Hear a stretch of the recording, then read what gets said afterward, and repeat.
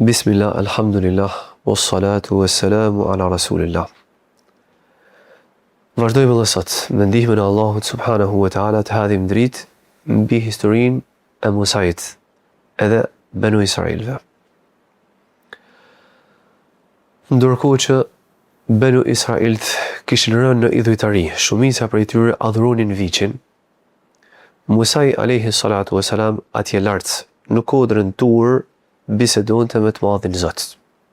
Ndërkohë Allahu subhanahu wa ta'ala i jep të dërguarit tij edhe begatinë e begative, udhëzimin.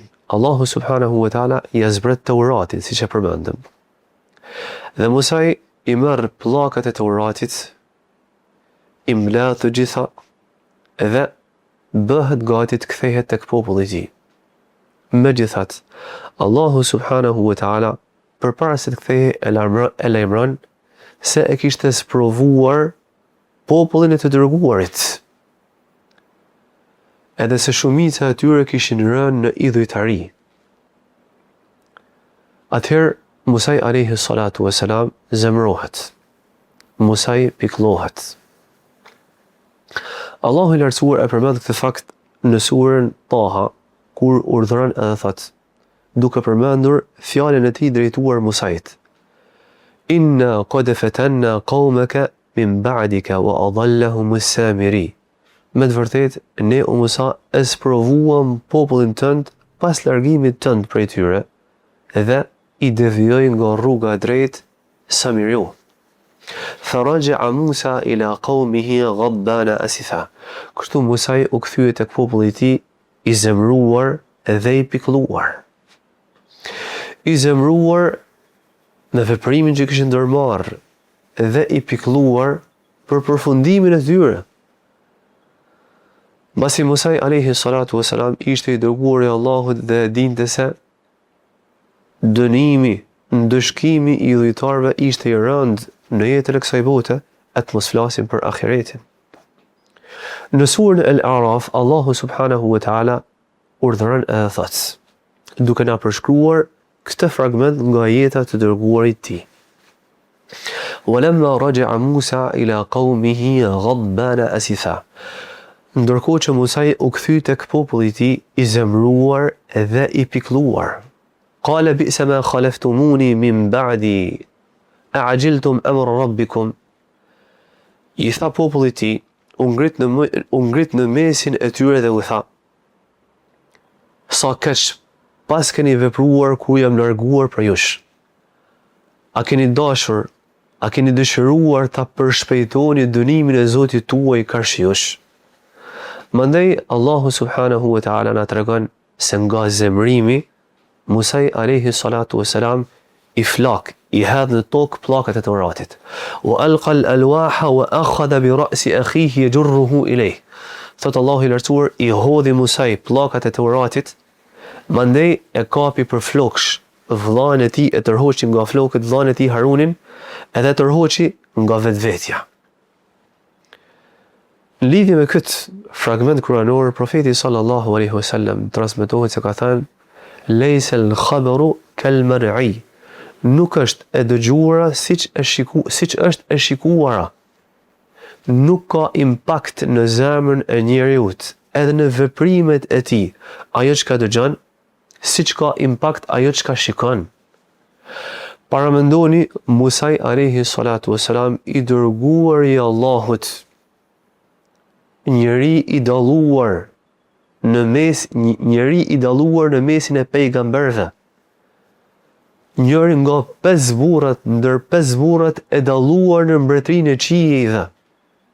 Njëri nga 5 profetet ulul azm, nuk arrin ta ngadhnjej zemrimin kur sheh se ishin në përkëmbur dispozitat e Allahu subhanahu wa ta'ala. Ishte të i kaluar kufiri, të cilin Allahu subhanahu wa ta'ala kishte vendosur për mbarvajtjen e jetës së njerëzve në tokë. Musai alayhi salatu wassalam zemrohet së tepërmi. Madje i bën 2 veprime të gabuara si pasojë asaj çka sheh. I hall pllakat e Teuratit, librin e Allahut subhanahu wa ta'ala, dhe tërheq për flokësh vllain e tij pa dëgjuar fjalët e tij, pa dëgjuar justifikimin e Harunit. Nëse Musa alayhi salatu wasalam nuk çai Zoti të bënte ball asaj çka pa.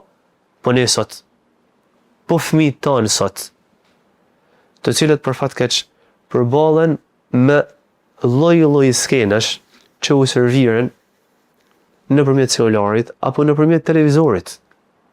Paramendoni impaktin negativ. Paramendoni impaktin negativ të këtyre skenave. Paramendoni veprimet e çatrafiluara, të cilat mund vinë si pasojë e shikimit të këtyre skenave. Prandaj muslimani duhet jetë i kujdesshëm në atë çka sheh. Muslimani duhet jetë i kujdesshëm në atë çka shohin fëmijët e tij. Mbasi më të vërtet, ajo çka shohim është një kurth prej kurthave të shejtanit. Shikimi në gjërat ndaluara është me të vërtet shigjetës, nëpërmjet të cilës shejtani godet zemrat e njerëzve, në përgjithësi edhe zemrat e besimtarëve në veçanti. Prandaj kujtes se çfarë shohim. Musa alayhi salatu wasalam dërmori veprime të paligjshme si pasojë e asaj çka pa. E çfarë mund flitet për njerëzit e thjeshtë, për besimtarët e rëndomt. Prandaj të kemi kujdes. Gjithsesi, Allahu subhanahu wa ta'ala na tregon se Haruni alayhi salatu wasalam në këto kushte të vështira i drejtohet vllazit të tij, Musa, duke thënë: "Ya ibn umma inna al-qawma istad'afuni wa kadu yaqtulunani fala tushmit bi al-a'da wa la taj'alni ma al-qawmi adh-dhalimin." O vllajim, o biri i nënës sime, me të vërtet populli më mundi dhe gati sa nuk më vran. Prandaj mos bëj që armiqt të kënaqen me fatkeqësinë time, edhe mos më shih si gjunahçar. U justifikua vllai i tij. Dhe Musa alayhi salatu wasalam e pranoi justifikimin e vllas. Madje ju drejtua Allahu subhanahu wa ta'ala me lutje duke thënë: "Rabbi ighfir li wa li akhi wa adkhilna fi rahmatika wa anta arhamur rahimin." O Allah, më fal mua për atë çka bëra dhe vllajën tim për lëshimin pa. Edhe na përfshi me mëshirën tënde, masi me të vërtet ti je mëshiruesi i mëshiruesve. Ndër mësimet që nxjerrim prej këtij fragmenti kuranor është se besimtari i vërtet hidhrohet te masa, jo për vetveten e tij, por sa atëherë kur shkelen edhe nëpër këmbën kufit që ka vendosur Allahu subhanahu wa ta'ala. Megjithatë, kur i tërhiqet vërejtja, ai reflekton edhe i kthehet të mbarës. Kështu ndodhi me Musa alayhi salatu wasalam edhe me vllain e tij. Ajo që përfitojmë prej lutjes së Musait është fakti se prej urtisë dhe prej etikës në lutje është fakti se besimtari duhet ta fillojë lutjen me vetveten e tij, ashtu siç bëri Musa alayhi salatu wasalam: "O Allah, më fal mua dhe fal vllain tim."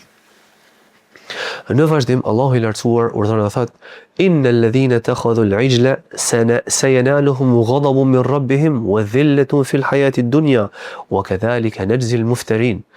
Me të vërtet, ata të cilët adhuruan viçin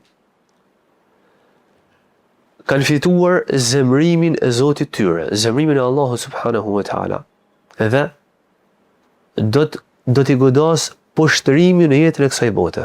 Kështu thot Allahu i lartësuar, i dënojmë ne ata cilët trilojnë të pavërteta për Zotin. Për këtij ajeti kuranor na bëhet të qartë se prej ndëshkimeve të idhujtarëve, prej ndëshkimeve të atyre të cilët adhurojnë tjerë posa Allahut ose tjerë së bashku me Allahun, është poshtrimi në jetën e kësaj bote. Megjithatë, në ajetin vijues Allahu i lartësuar urdhon dhe thotë: والذين عملوا السيئات ثم تابوا من بعدها وآمنوا إن ربك من بعدها لغفور رحيم. Megjithatë, ata të cilët bëjnë vepra të këqija, por se kthehen me pendim tek Zoti i tyre dhe me besim tek Ai, le ta dinë se Zoti është falës i madh dhe mëshirues. Elus Allahu subhanahu wa ta'ala t'i bëjë të dobishme këtë që tha. Deri takimin e radhës, assalamu alaikum wa rahmatullahi wa barakatuh.